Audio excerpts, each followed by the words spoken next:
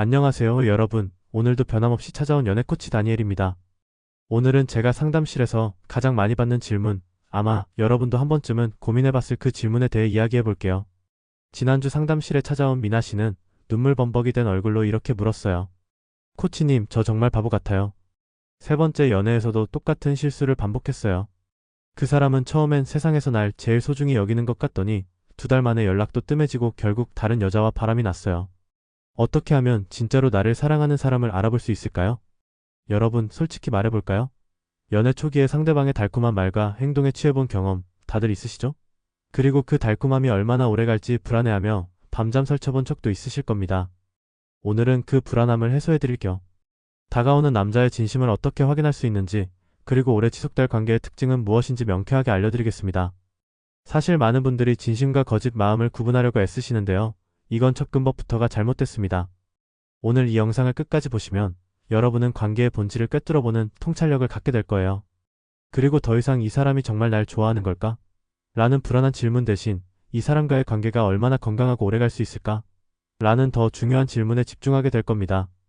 자, 먼저 우리가 흔히 말하는 진심에 대해 생각해 볼까요? 국립국어원의 정의에 따르면 진심은 거짓이 없는 참된 마음입니다. 그런데 연애에서 우리는 이 정의를 너무 단순하게 적용하려고 해요. 이 사람 나한테 진심일까 아닐까? 이것만 고민하죠. 사실 여러분에게 다가오는 남자들은 거의 대부분 어떤 형태로든 진심입니다. 놀라셨나요? 맞아요. 하룻밤의 관계를 원하는 사람도 그 순간만큼은 진심이고 평생을 함께하고 싶어하는 사람도 진심입니다. 다만 그 진심의 깊이와 지속기간이 다를 뿐이죠. 세계적인 심리학자 에릭 프롬은 남녀 간의 사랑에 대해 이렇게 말했습니다. 남녀의 사랑은 상대에게 관심을 갖고 동시에 성적인 관심도 함께 갖는 것이라고요. 그래서 여러분에게 다가오는 남자가 여러분에게 관심을 보이고 동시에 성적인 끌림도 느낀다면 그건 자연스러운 사랑의 형태입니다. 그렇다면 우리가 정말로 알고 싶은 건 뭘까요? 바로 이 사람의 사랑이 얼마나 오래 갈까? 입니다. 하룻밤으로 끝날 사랑인지 몇 개월 갈 사랑인지 아니면 평생 함께 할 수 있는 사랑인지 말이죠. 제가 연애 상담을 7년째 하면서 깨달은 것이 있어요. 오래가는 관계에는 분명한 패턴이 있습니다. 그리고 그 패턴은 초기 단계에서도 충분히 관찰할 수 있어요.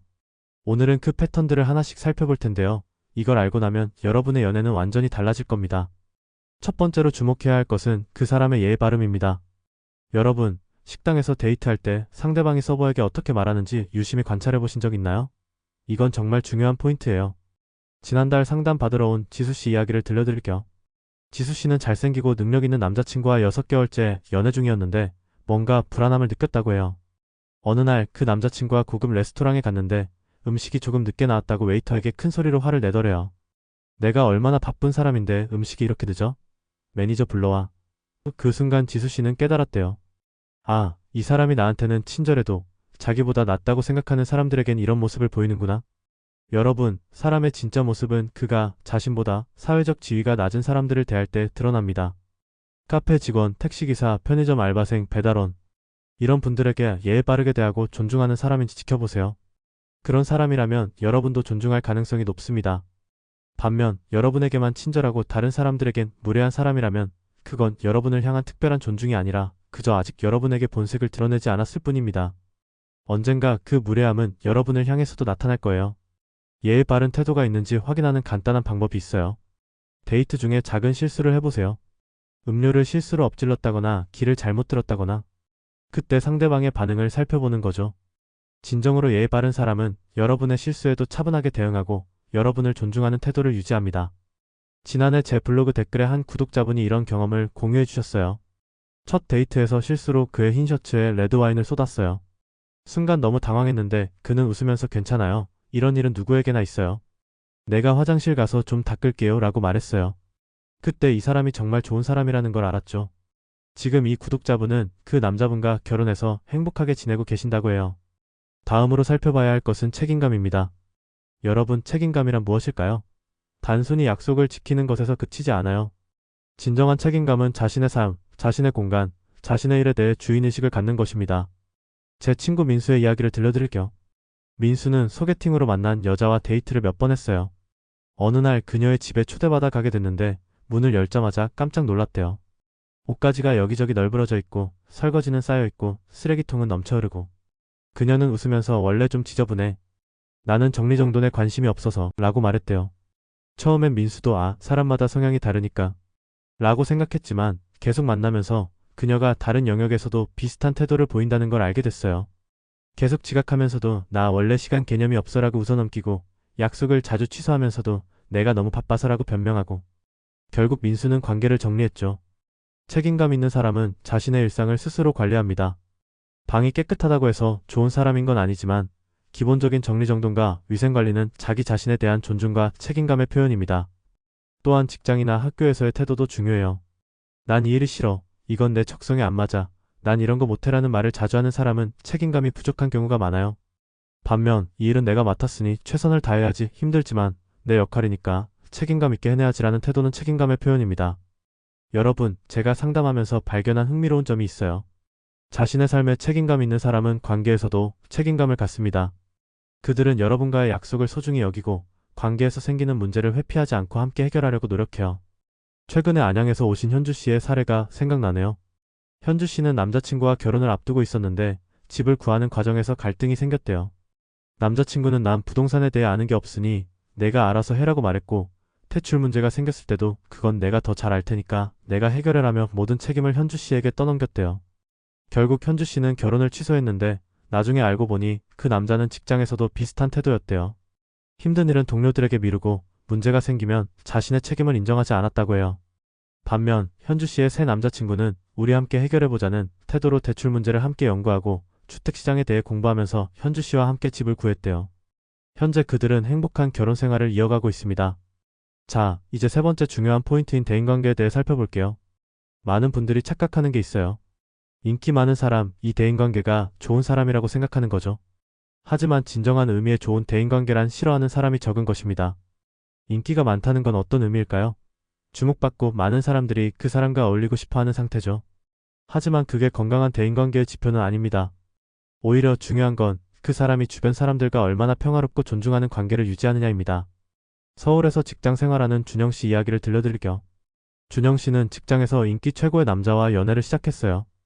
회식 자리에서 분위기 메이커고 사람들과 잘 어울리고 항상 웃고 농담하는 사람이었죠.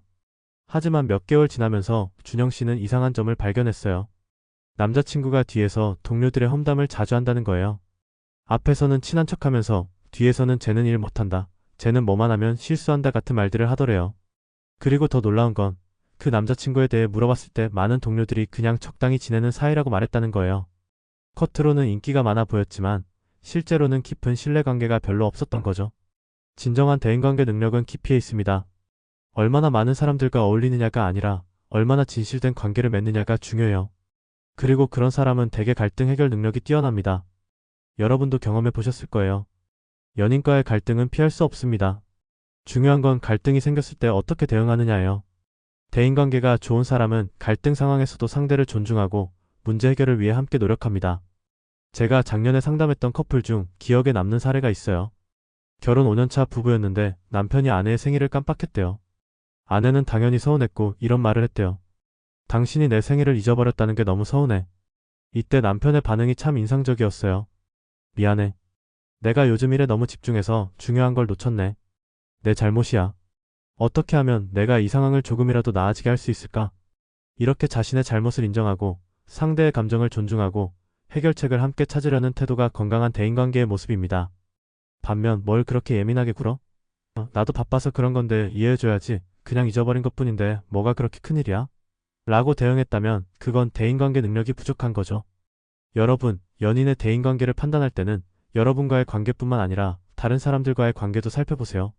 친구들과는 어떻게 지내는지, 가족들과의 관계는 어떤지, 직장 동료들과는 어떻게 지내는지, 이런 것들이 모두 중요한 지표입니다. 마지막으로 정말 중요한 포인트인 매달림에 대해 이야기해 볼게요. 많은 여성들이 착각하는 것 중 하나가 있어요. 나에게 열정적으로 매달리는 남자가 진심인 남자라는 등식이죠. 하지만 제가 7년간 연애 상담을 하면서 발견한 건 이 등식이 완전히 틀렸다는 겁니다. 예를 들어볼게요. 수진 씨의 사례인데요. 수진 씨는 처음 만난 남자가 너무 열정적으로 다가와서 놀랐대요. 매일 아침 잘 잤어? 라는 문자를 보내고 퇴근 시간엔 오늘 하루 어땠어? 라고 물어보고 주말엔 깜짝 선물을 준비하고 수진 씨는 와, 이 사람이 정말 나를 사랑하는구나라고 생각했죠. 하지만 교제 3개월 즈음 그 남자의 폰에서 우연히 다른 여자와의 메시지를 발견했는데 놀랍게도 그 내용이 수진 씨에게 보내던 것과 거의 똑같았대요. 잘 잤어? 오늘 하루 어땠어? 심지어 선물 패턴까지도요. 이게 무슨 일일까요? 사실 과도하게 매달리는 유형의 남성들 중에는 러브 bomber라고 불리는 유형이 있어요. 이들은 관계 초기에 상대를 폭격하듯 사랑과 관심으로 압도하는데 그 이유는 진심에서 비롯된 게 아니라 빠르게 상대를 자신에게 묶어두기 위한 전략인 경우가 많습니다. 여성들이 놓치는 부분이 있어요. 진정한 사랑은 균형이 있습니다. 상대에게 관심을 보이되 상대의 공간과 자유도 존중해요. 하지만 과도하게 매달리는 사람들은 그 균형이 깨져 있어요. 제 상담실에 오셨던 지훈 씨 이야기를 해볼게요. 지훈 씨는 여자친구가 너무 자신을 집착적으로 사랑해서 오히려 부담스럽다고 했어요.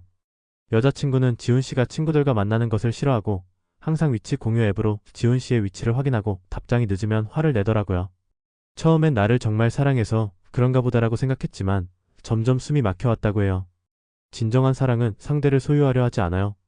오히려 상대의 성장과 행복을 응원하고 적절한 거리와 공간을 존중합니다. 매달리는 듯한 열정적인 구애가 달콤할 수 있지만 그건 오래가는 사랑의 지표가 아니에요. 여기서 정말 중요한 포인트를 짚고 넘어가야 해요. 많은 여성들이 남자의 진심을 테스트하기 위해 일부러 거리를 두거나 헤어지자라는 말로 상대의 반응을 살피는 경우가 있어요. 그런데 이런 충성도 테스트는 오히려 독이 될 수 있어요. 진짜 건강한 관계를 원하는 남성은 여러분의 이런 테스트에 매달리지 않을 수도 있어요. 오히려 왜 관계를 게임처럼 만드는 거지? 라고 생각할 수 있죠. 반면 집착적인 성향의 남성은 이런 테스트에 과도하게 반응하면서 더 매달릴 가능성이 높습니다.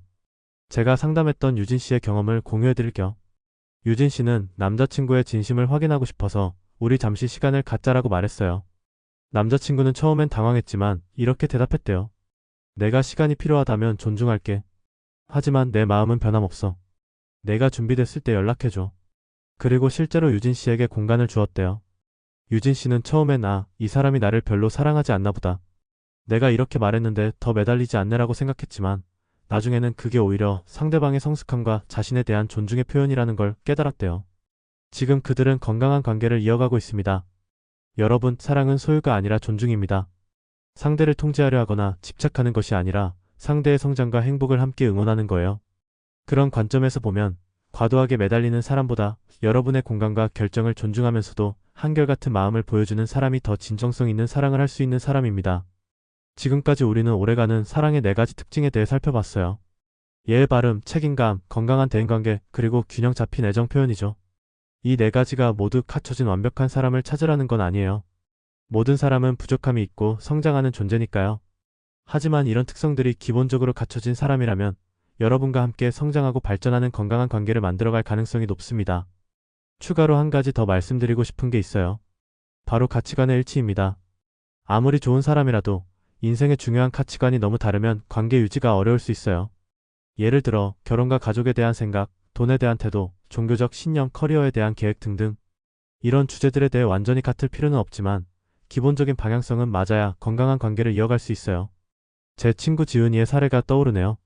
지은이는 아이를 정말 좋아하고 결혼하면 꼭 아이를 낳고 싶어 했어요. 하지만 그녀의 남자친구는 평생 아이 없이 둘이서만 살고 싶어 했죠. 처음엔 사랑하니까 나중에 맞춰지겠지라고 생각했지만 4년을 사귀어도 그 간극은 좁혀지지 않았어요. 결국 헤어질 수밖에 없었죠. 이처럼 관계 초기에 중요한 가치관을 확인하는 것도 정말 중요해요. 물론 첫 데이트에 당신은 아이를 몇 명 낳고 싶으세요? 라고 물어볼 필요는 없지만 관계가 깊어지면 자연스럽게 이런 주제들에 대해 대화를 나눠보세요. 자, 이제 정리해볼게요. 여러분이 정말 알고 싶은 건 이 사람이 진심인가? 가 아니라 이 사람과의 관계가 건강하고 오래갈 수 있을까? 입니다. 그리고 그걸 판단하는 지표로 우리는 예의 바름, 책임감, 건강한 대인관계, 균형 잡힌 애정 표현을 살펴봤어요.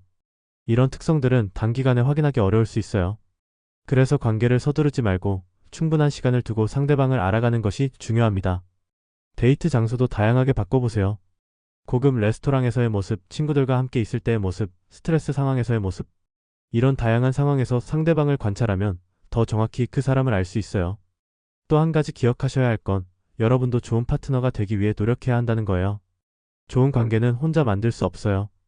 여러분도 상대방에게 예의 바르게 대하고 책임감 있게 행동하고 건강한 대인관계를 유지하고 균형 잡힌 애정 표현을 하는 연습을 해보세요. 마지막으로 완벽한 사람은 없다는 걸 기억하세요. 모든 기준에 100% 부합하는 사람을 찾는 건 비현실적이에요.